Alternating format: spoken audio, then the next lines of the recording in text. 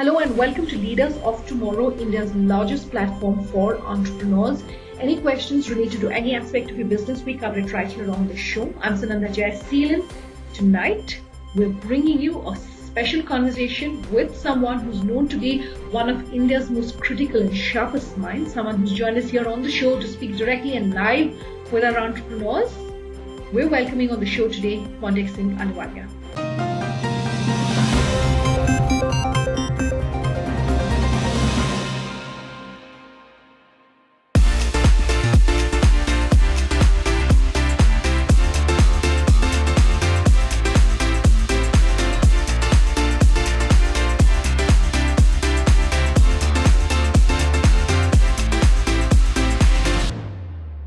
I do want to get your comments on NPA. I know you've said that the restructuring, etc., is just the government pushing, or kicking the can really down the road.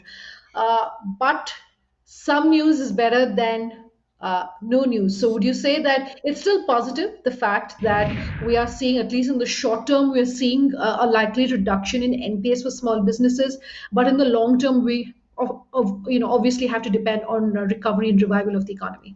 Yes, I would agree with that. I think, look, you've got to be alive in the short run in order to survive in the longer run.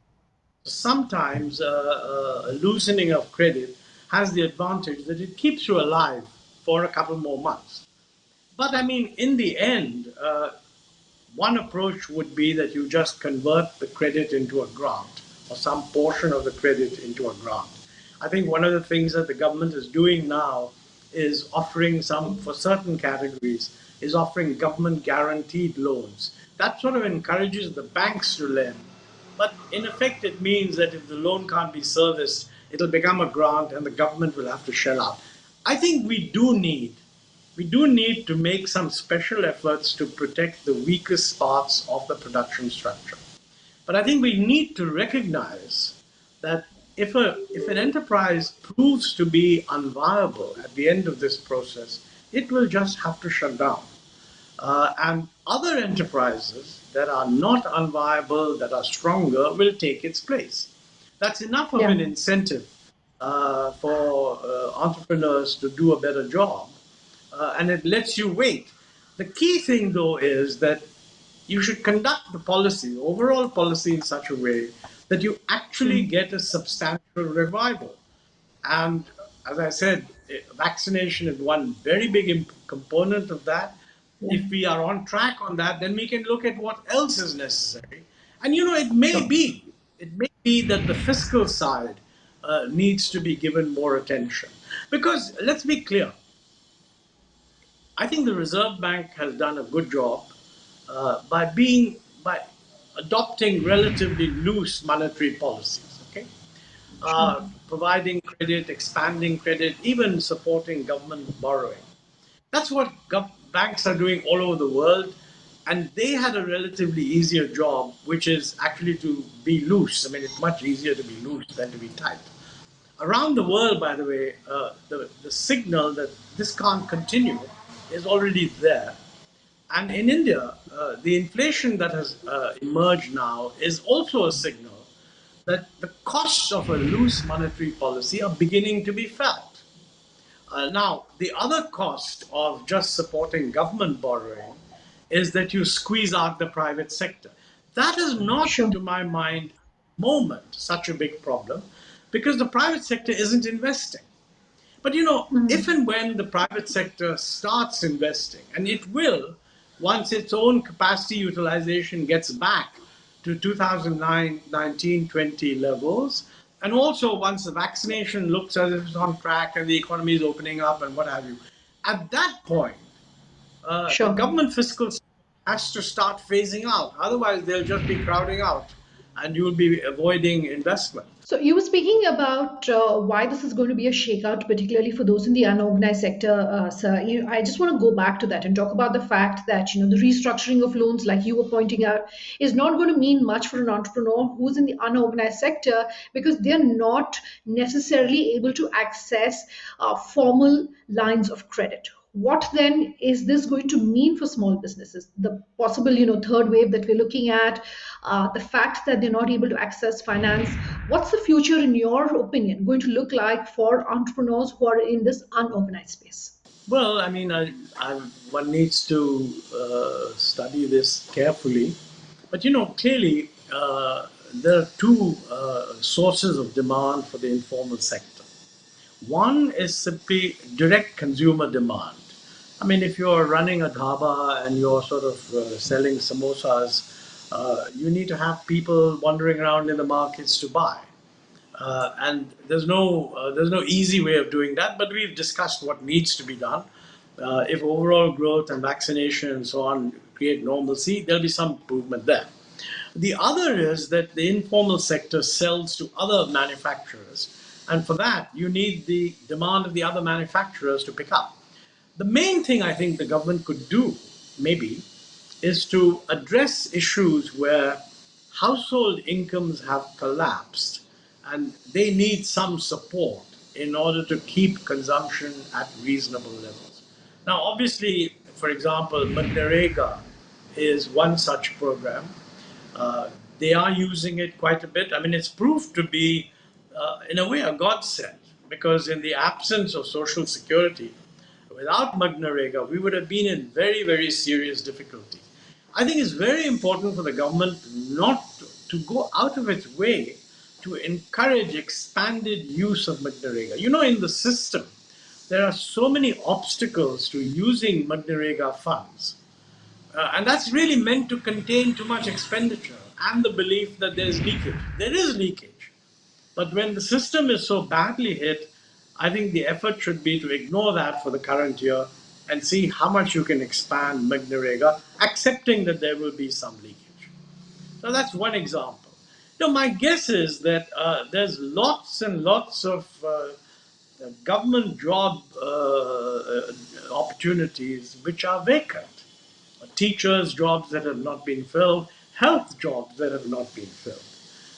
And I think, one of the ways of putting more money into the hands of the lower end of the income spectrum would be to fill existing vacancies. Now, filling existing vacancies is resented in state governments for the simple reason that it leads to a draft on their own resources. And this raises the question whether the state governments will be encouraged to go a little beyond the permitted fiscal deficit that they've been allowed to incur so that they can do these things. Well, you need to have a very careful evaluation of what is possible in different states, maybe a franker discussion of what should be the fiscal deficit of the states in this very difficult year. Now, part of the problem there is that you can't have that discussion unless you have a frank sharing of views on how the economy is doing. I mean, let's face it, if the economy is growing at 11.3% per year, then you don't need to do any of this. That means that if it hasn't happened yet, it's about to happen. So the question is, are we now saying that, look, we had hoped it would grow at 11.3% at the end of February when the budget was presented, or at the end of January? But events have shown that that's not going to be the case, and our revised estimate of growth is not 11.3, but is now down to whatever. And if we say that it's down, then it becomes relevant to tell the states also that you're not going to get the fiscal revenues that you projected because they were projected on the basis of a much faster growth. If you're not going to get those revenues, are you going to be allowed to run a larger fiscal deficit, or do you just have to stop paying your bills? Now, typically what happens in a state is when resources are scarce, they just don't pay their bills, they don't pay salaries, they don't pay contractors, and that just goes down the road. I mean, somebody who hasn't been paid his salary will get some credit to sustain family income, but he'll cut down consumption because he doesn't get the full credit anyway. I think we need a mid-course frank assessment. Where is the economy heading? If it's not 11.3%, what does it mean for the centre's fiscal deficit and what does it mean for the state's fiscal deficit? And can we at least assure that there'll be no reduction in expenditure either by the center or by the states.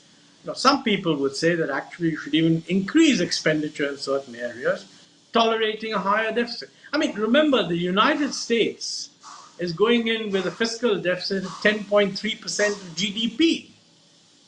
Uh, our fiscal deficit, it's true that our fiscal deficit has been too high in the past. It's also true that we have constantly, different governments, many governments, including the UPA government, they've been saying we're going to reduce the fiscal deficit, haven't been able to do it. The same thing has happened to this government. So I can understand that the fiscal conservatives would say, for God's sake, don't tolerate an increase in the fiscal deficit.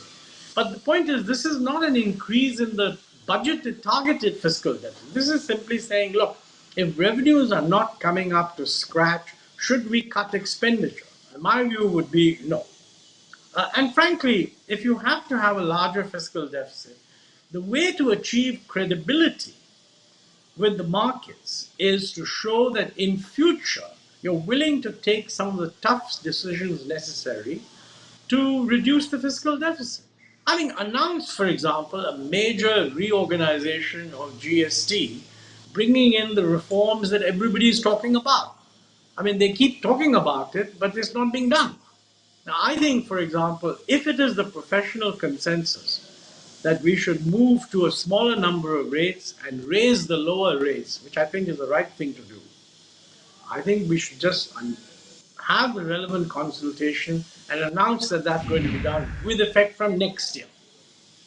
So, something like that will enable Sure. us to be a little more relaxed fiscally.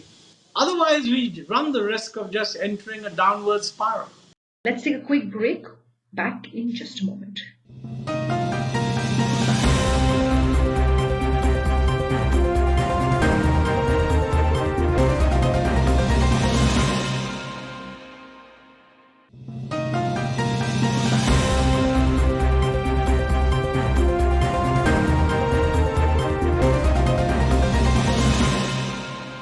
My last two questions, and I want to say congratulations on the fact that you've been appointed to the high level advisory group between the World Bank and the IMF. What are your first steps? What are your first challenges, if I can call it that? Well, there's only been one meeting of the group. The challenges are really they're focusing on what is the global contribution that can be made to what is now a truly looming problem of climate change. Many people link pandemics to climate change, but even if you don't link pandemics to climate change, the fact is climate change is going to have a very damaging effect on India. And while it's true that we seem to be on track for delivering our nationally determined contributions for the Paris Agreement, those contributions were nowhere near sufficient to control climate change for all countries. I think the challenge now is that countries are realizing that the time has come to act. And different countries will have to contribute to that in different ways. We will all be meeting to see what can be done. A lot of that really has to do with domestic policy. And I won't go into that because we've yet to discuss those things. But a very big part, clearly, is that climate change is a global problem, and the developing countries will need a lot of support if they're to make the transition. Very roughly, the only hope of containing climate change is not giving up on GDP growth. It is doing whatever you can to minimize the total demand for energy in the system, and there's lots that can be done, including pricing and so on. But whatever the demand for energy is, shift as much of that to electricity as possible. So you go for electrification, and you don't use petrol and diesel in transport, you use electric vehicles. And really, by 2050, what it really means is that by 2050, can we have 100% of the vehicles on the road, or if not 100%, 90% of the vehicles on the road electric powered? Now, quite frankly, to achieve that, you need a phenomenal change in structure beginning now. Because at the moment, only about 4% or so of the vehicles being sold domestically are electric, or less than that. Now, for 100% of the fleet to become electric by 2050, which is only 20 years from now, I mean, the percentage of vehicles that are sold annually that are electric has to rise very sharply. Okay, that is going to require a lot of structural changes. But to shift to green energy, which means solar and wind, is going to require massive investments in the transmission infrastructure. Uh, Solar electricity is going to be in one part of the country, not where coal and other things are. We're going to have to build the infrastructure needed for that. We'll probably need to have much, much more sophisticated regulation in electricity distribution. Now, some of the investment needs of bringing this about will require support. And I think the international community should establish its own credibility in being able to do that. Now, in 2009, the promise was made that by 2020, $100 billion of additional financial assistance for the transition would become available. We're nowhere near that. As a matter of fact, we don't even know how much is actually being made available because the criteria for counting something is very vague. We need to get down to work on that, and I hope that one of the things that this group will be able to do is to establish definitively what is the additional financing that has become available? Against the target of 100 billion, and what is it that we need in the next 20 years? And I guess since the World Bank and the IMF and all have set up this group, they would be looking to a definition of their role, which obviously is going to be quite important. Because most countries will have to rely on borrowing. And if that borrowing can be supported by multilateral long term loans at concessional rates, not at market rates, I think it would greatly ease the transition. But whether we can get agreement on this is an open question. So I think we'll be looking at all these things. Sure. I want to end today's interview then by asking if you could speak to us about what your advice is for a small business. The overarching theme that we work with here on the Leaders of Tomorrow is empowering a billion dreams.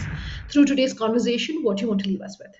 Well, my only advice would be that once we've got over the current pandemic, and we will get over it, I think we need to realize that the challenges that lie ahead of us, especially, for example, things like climate change and absorbing new technology, bringing in the benefits of digital technology while at the same time countering some of its ill effects, regulating the new commercial giants that will have emerged already on the basis of digital technology.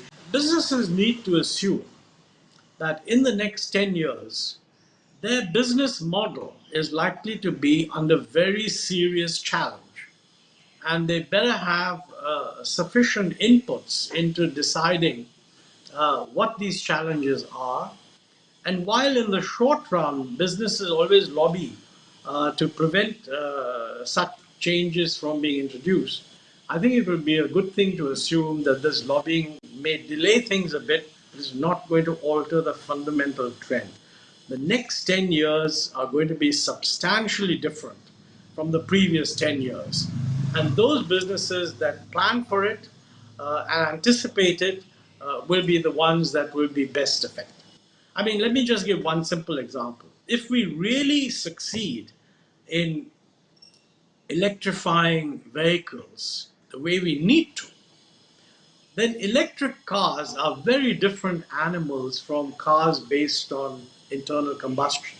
The number of components that go into the car is much, much smaller. And on the other hand, the role of batteries is much, much larger.